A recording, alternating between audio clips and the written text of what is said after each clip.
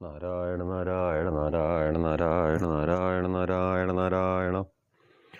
ശ്രീ ഗുരുവായൂരപ്പ ശരണം. പീതാംബരം കരവിരാജിത ശംഖചക്രകൗമോദഗീ സരസിജം കരുണാസമുദ്രം രാധാസഹായമതിസുന്ദരമന്ദഹാസം വാതാലയേശമനുഷം ഭാവയാമി.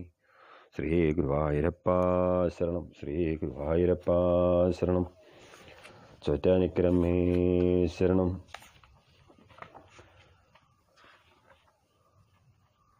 ഭാഗവതത്തെക്കുറിച്ച് പറയുമ്പോൾ എന്താണ് അതിൻ്റെ മഹത്വം എന്നുള്ളതൊക്കെ നമ്മൾ പല വേദികളിൽ നിന്ന് നമ്മൾ മനസ്സിലാക്കിയതാണ്. ഇവിടെ ഭാഗവതം നിത്യം ഉപാസിക്കാൻ കഴിയുക എന്ന് പറയുന്നതിനെ ഏറ്റവും വലിയ പുണ്യമാണ്. അത് ഭഗവത് അനുഗ്രഹമായിട്ട് നമ്മൾ മനസ്സിലാക്കണം. ഭഗവത് അനുഗ്രഹമുള്ളവർക്ക് മാത്രമേ ആ ഭാഗവതത്തെ സ്വീകരിക്കാൻ കഴിയുള്ളൂ. ഭാഗവതം എന്ന് പറയുന്നത് ഭഗവാൻ തന്നെയാണ്. കലികാലത്തിൽ ഭഗവാൻ ഭാഗവത സ്വരൂപത്തിലുണ്ട്. പ്രത്യക്ഷ കൃഷ്ണയേവഹി. ഭാഗവതത്തിൽ കൂടി നമുക്ക് ഭഗവാനെ കാണാൻ കഴിയുന്നു, പ്രത്യക്ഷത്തിൽ കാണാൻ കഴിയുന്നു എന്നുള്ളതാണ്. അങ്ങനെ ആ ഭാഗവതം ഉപാസന നമ്മൾ ആരംഭിക്കുന്നു. ഒന്നാമത്തെ അധ്യായത്തിൽ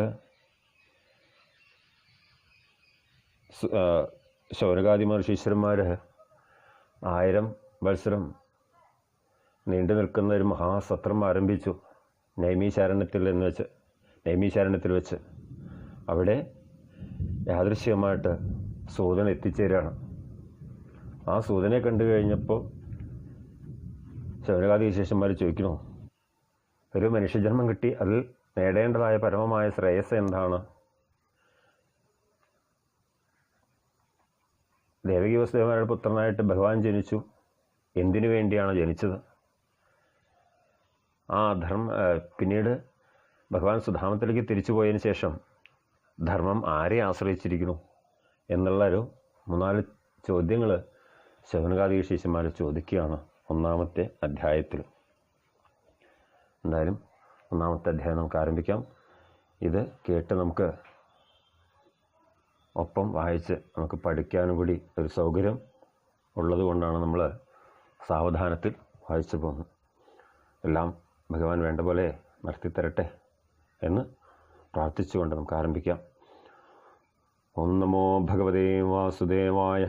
പ്രഥമസ്കന്ധ അഥ പ്രഥമോധ്യായ. ജന്മാദ്യസ്യേതോന്നയാതിർദ ഛാർത്തേഷഭിജ്ഞസുരാൻ തേനേ ബ്രഹ്മഹൃദായ ആദികവേ മുഹ്യന്തി യത്സൂരയം.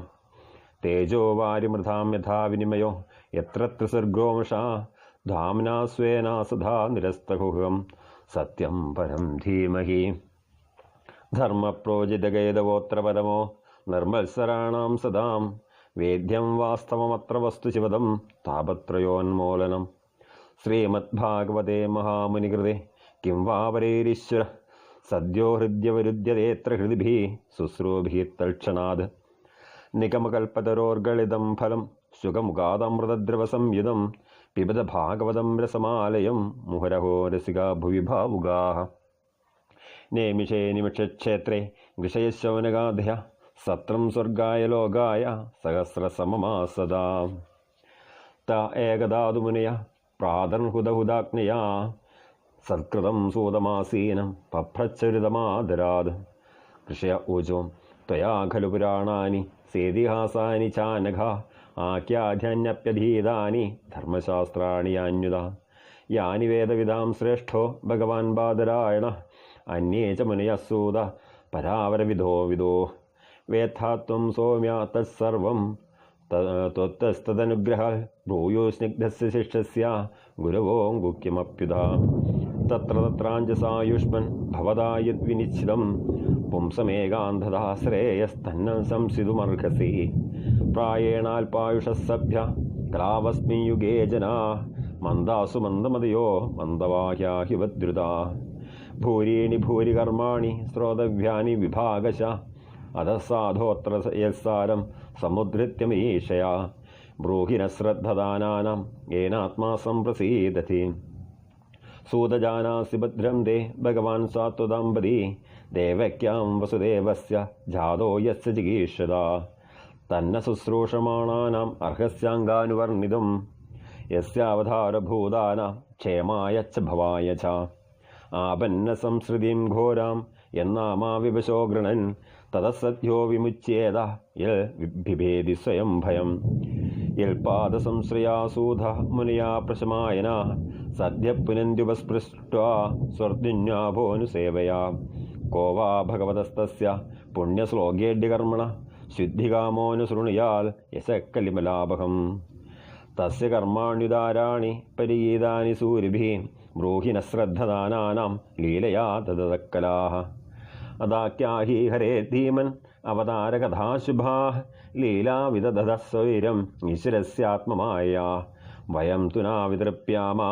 ഉത്തമശ്ലോകവിക്രമേ യശൃണ്വതാം രസജ്ഞാനാം സ്വാദു സ്വാദു പദേ പദേ കൃതവാൻ കില വീര്യാണി സഹ രാമേണ കേശവ അതിമർത്യാനി ഭഗവാൻ ഗൂഢകപടമാനുഷാം കലിം ആഗതമജ്ഞായ ക്ഷേത്രേസ്മിൻ വൈഷ്ണവേ വയം ആസീന ദീർഘസത്രേണ കഥായാം സക്ഷണാഹരേ ത്വം ന സന്ദർശിതോദാത്ര ദുസ്തരം നിസ്ഥിതീക്ഷതാം കലിം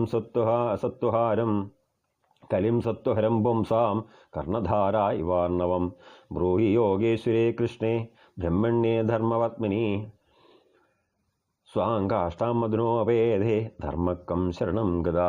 ഹരി ഓം. ഇത് ശ്രീമദ് ഭാഗവതി മഹാപുരാണപാരം സംവിധായ പ്രഥമസ്കന്ധേ നിമിഷയോപാഖ്യാനി പ്രഥമോധ്യായ സർവത്ര ഗോവിന്ദനാമസങ്കീർത്തനം. ഗോവിന്ദ ഗോവിന്ദ. നാരായണ നാരായണ നാരായണ നാരായണ നാരായണ നാരായണ നാരായണ.